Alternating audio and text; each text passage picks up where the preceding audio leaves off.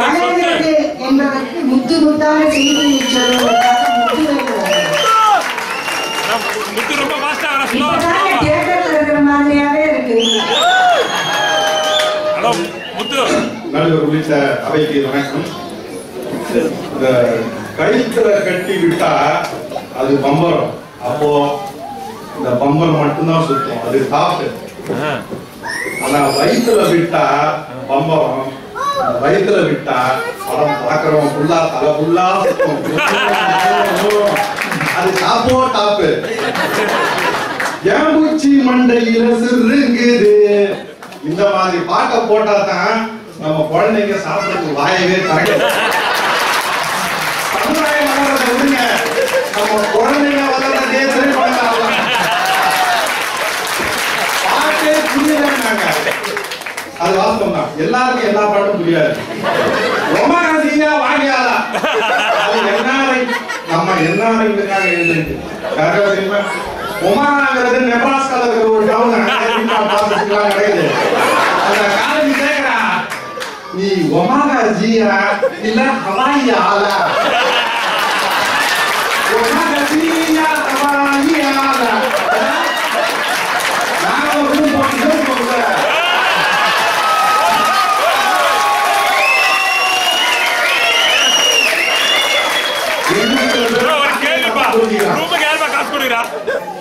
எவண்டி ஒன்ன பெத்தா என் கையில எடுத்தா சேர்த்தான்.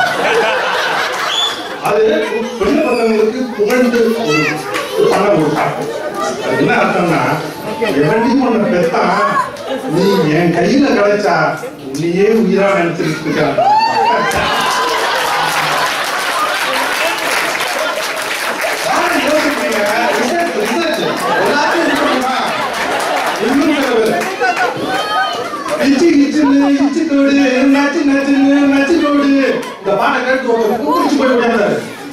அநியாயமா இருக்கு. அவன் அது ரைட் இல்ல சார், லெஃப்ட் பண்ணணும். மக்கள் நீங்க சொல்ற மாதிரி ரைட்டா வாங்கலான்றது பிரச்சனை கிடையாது. ரைட்டா லெஃப்டாங்கிறது தான் அவனோட கவலை. நீங்க வந்து வளர்கிறது கட்சி பேசிட்டு இருக்கீங்க. நம்ம எதிரடி சொல்ற மாதிரி படம் எடுத்தோம்னா அதுக்கு பேர் திரைப்படம் இல்ல, டாக்குமெண்ட்ரி.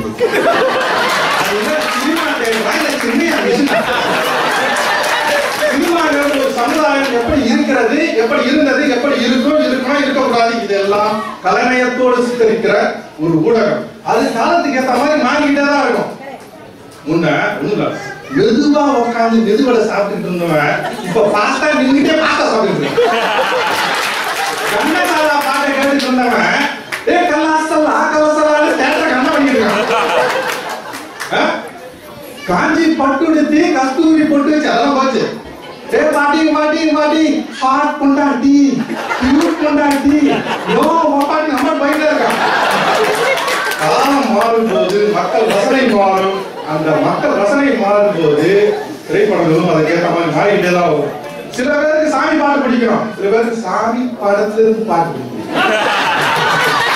ஐயோ ஐயோ பூடிச்சு இருக்கு பாடி தலைதான். பாம்பு வச்சு படம் எடுக்கிறான். கேட்டா பாம்பே படம் எடுக்குது, நானே படம் எடுக்கிறேன். பிடிச்சிருக்கு. இப்படி பலதரப்பட்ட ரசனை உள்ள மக்களுக்கு திரைப்படம் ஒரு பொழுதுபோக்காக எல்லாத்தையும் காமிக்கிறது. பெண்களை போக பொருளா காமிக்கிறாங்க. உண்மை என்னன்னா, சில பேர் படத்துக்கு கலகலப்பா இருக்கணும் வரான், சில பேர் இழுப்பா இருக்கணும் வரான். கலகலப்பா இருக்கு, குடுக்கல் பாரு, அது ரிலாக்ஸ், இது சிலாக்ஸ் பேபி. அதனால சில விஷயங்களை கலந்து கொடுக்க வேண்டியிருக்குது. அதை விட்டுட்டு தமன்னாவோட உட தூக்கலா இருக்குது, நமிதாவோட நட தாக்கலா இருக்குன்னா எப்படி? உங்க மனைவி இங்க வந்திருக்கிறாங்களா?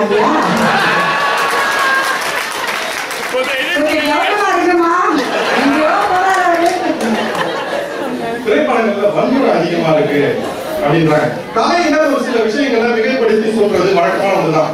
மலை போல தோண்டல் இதான் போல முகம் அப்படின்னு நம்பிக்கிறது இல்லையா? ஓண்டி அடிச்சா 1.5 வெயிட்டா நீங்க 2 தானே முசுறு பண்ண. நான் அடிச்சா தாங்க மாட்டேன், 4 மாசம் தூங்க மாட்டேன், பாட்டு பாடிட்டு இல்லைங்களா வரிசையை வச்சு தாக்க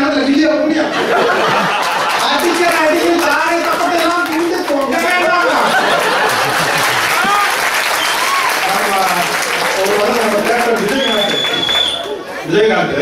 ஓ கேப்டனா, சரி.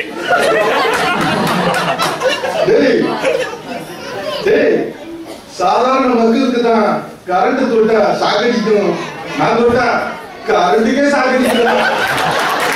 சாகடிச்சு உட்காந்துருக்கான். அவர் இப்ப ஷாக்ல தான் இருக்கிறாருன்னு சொல்லிக்கிறாங்க கேப்டன். அது தனி துண்டு.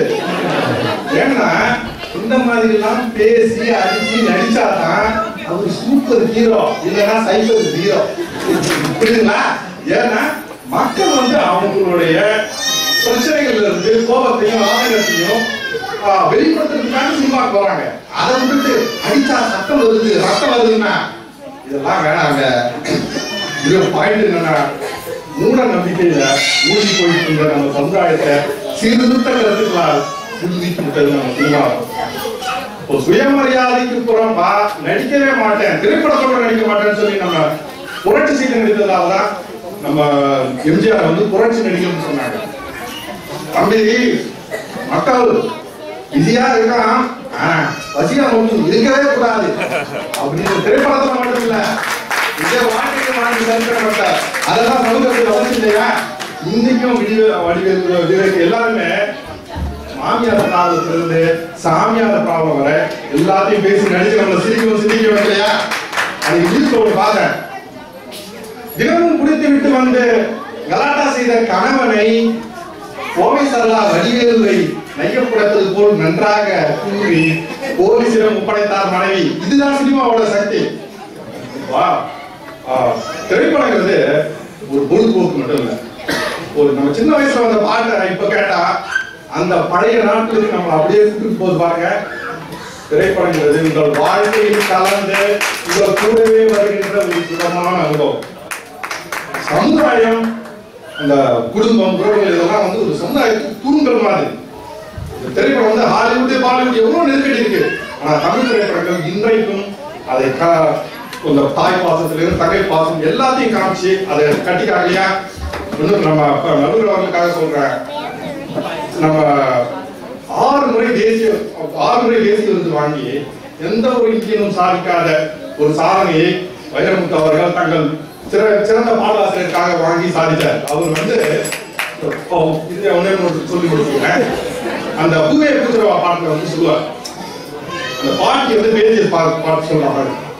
உன்முகம் பார்க்கிறேன், அது என் முகம் பார்க்கிறேன், இந்த பொன்மானை பார்த்து கொண்டே சென்று நான் சேர வேண்டும், மீண்டும் ஜென்மங்கள் மாறும் போது நானும் மகளாக வேண்டும், ஏத்தி என்றாலும் நீயும் என்றார். இதுதான் இந்த மாதிரி உருக்கமாக சினிமா பார்த்தா சிரிக்கணும். நம்ம அது அடுத்தா நம்ம அழுகணும் ஒரு குழந்தை மாதிரி. அதுதான் சினிமாவோட சக்தி. அந்த சினிமாங்கிறது இப்போ வந்து ஒரு நிஜமே இல்லாத ஒரு கதாபாத்திரம். அது கஷ்டப்படும் போது நம்ம அழுகிறோம். அதுதான் சினிமாவோட சக்தி. அந்த நம்ம மனதுக்குள் எழுதிக்கிட்ட அந்த மனித நேயத்தை நம்மளுக்குள் எல்லா இடத்திலிருந்து வெளியே கொண்டு வந்து நமக்கும் அந்த மனித நேயம், ஈடு, இரக்கம், பாவம், பாசம், கருவி, கருணை எல்லாமே இருக்குதுன்ட்டு அப்பப்போ நிரூபிச்சுட்டு இருக்கிற அந்த சினிமாவால், திரைப்படங்களால் சமுதாயத்துக்கு எங்குமே வளர்ச்சி என்று சொல்லி